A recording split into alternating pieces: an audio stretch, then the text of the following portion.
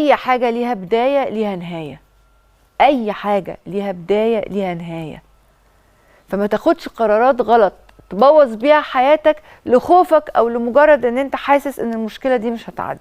زي القرار اللي الراجل اللي معانا دلوقتي أخده. راجل قتل أخته. كان في ضيافتنا النهاردة. لو كان فكر شوية قبل ما يزهق روحها أكيد كانت حياته اتغيرت، وكان زمانها هي موجودة لسه على قيد الحياة معانا. تعالوا نشوف مع بعض. انت قتلتها؟ والله خانقها ورميتها في الميه. ايه؟ خنقتها ورميتها في الميه. انت خنقت اختك رميتها في الميه؟ خنقتها ورميتها الصبح يعني كده رحت خنقتها؟ لا كنا بالليل.